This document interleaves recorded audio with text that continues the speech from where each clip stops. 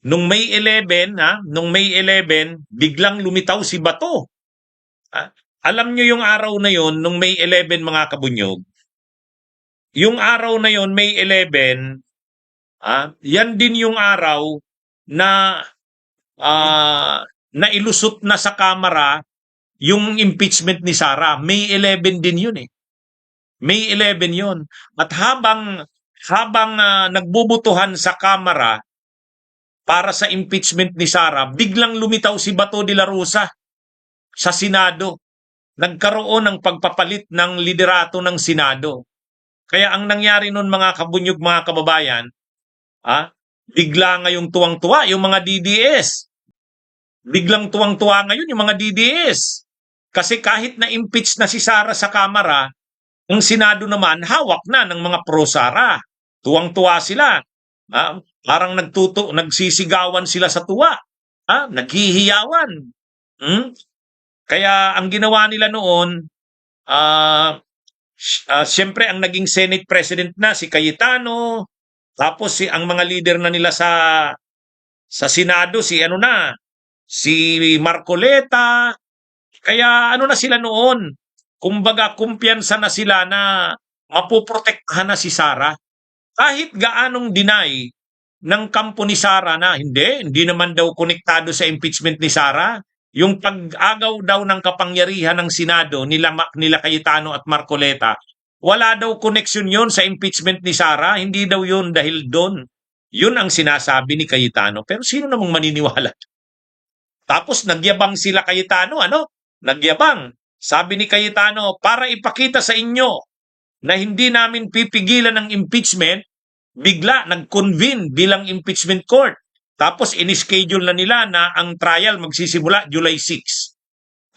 Pinagmamalaki ni Cayetano na tuloy na daw ang impeachment trial. Kaya hindi daw totoo yung akusasyon na kaya inagaw nila yung liderato ng Senado ay dahil hindi na matutuloy ang impeachment. Yun ang pagmamayabang ni Cayetano. Sa katunayan daw, tuloy na ang trial. Mayroon ng pitsa sa July 6. Mga kabunyog, yan na yung pinagmamalaki nila Cayetano. Tapos yung kampo naman ni Sara, na rin, yung mga abogado niya tuwang-tuwa. Kasi siyempre yung liderato ng Senado, hawak na nila eh. Hawak na nila. So ngayon, ang problema, God works in mysterious ways. Mga kabunyog, mga kababayan, tingnan nyo ang nangyari. Tumagal lang ng ilang araw ba? 21 days daw? 21 days ba si Cayetano? Tumagal lang ng 21 days si Cayetano. Mga kabunyog. Tumagal lang ang pagiging Senate President niya sa 21 days. So, yung Senado na kontrolado na ni Cayetano, ni Marcoleta, ni Aimee Marcos, wala na. Loren Legarda, wala na.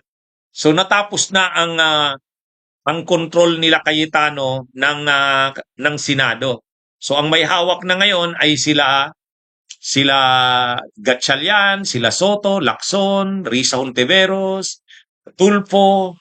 Ayan, wala na. Hindi na ngayon maipagmamalaki ni Sara Duterte ang control nila sa Senado. Kaya kahit pa kung dati tuwang-tuwa sila na parang mapoprotektahan ang interest ni Sara sa impeachment. Ito, tingnan nyo itong balita sa international media. Sara Duterte Ali loses Philippine Senate leadership ahead of her trial. Yan ganyan yung pagkakabalita. International news.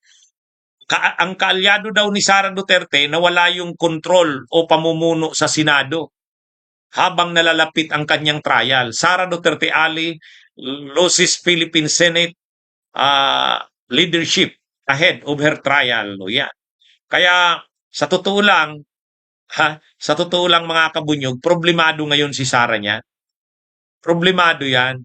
Kasi ang iniisip nila, kailangan dapat kontrolado nila ang liderato ng Senado para kung may mga motion, halimbawa, ang motion ay buksan isubpina ang mga bank accounts ni Sara Duterte at ni Mans Carpio.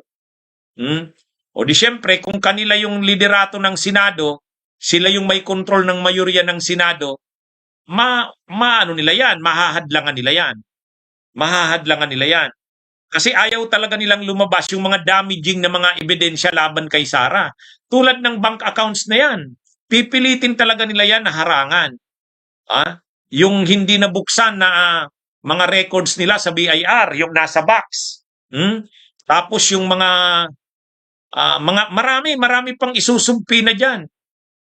Ang unahin diyan yung sa mga yung sa bangko, yung mga bank records. Hindi yun na isumpi na sa Justice Committee hearing.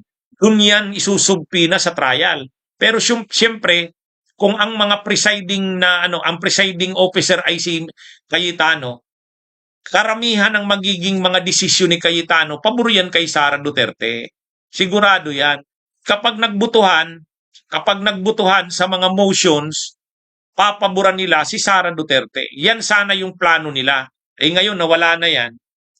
Nawala na yan. Hindi na nila hawak ang Senado. Yan yung pinaka-problema ngayon nila Sara Duterte. Yan yung problema nila. Dumilim ang tsansa ngayon na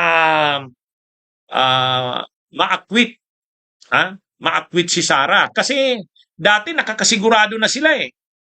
Unang-una may bilang daw sila. Hindi makukuha daw ang 16. Pangalawa, kanila yung liderato ng Senado. Pangatlo, ang magpipreside si Cayetano. O yan. Yan yung mga mga alas nila dati. Ngayon wala na. Wala na yun.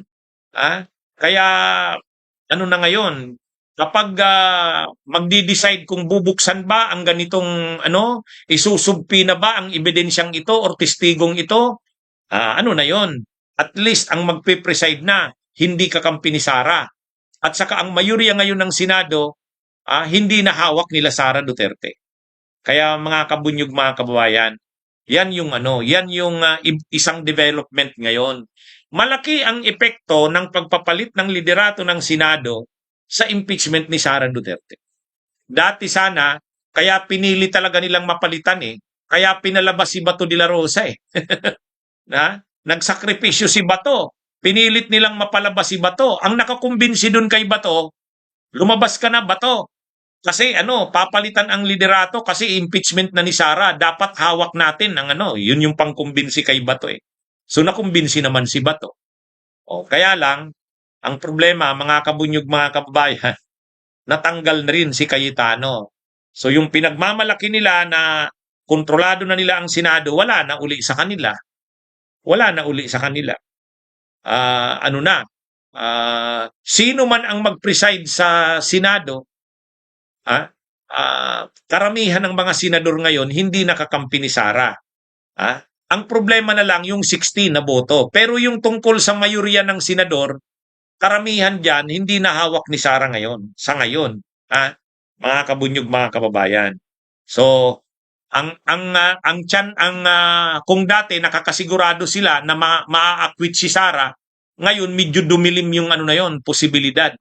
Mas nagkaroon ngayon ng posibilidad na makonvict si Sara.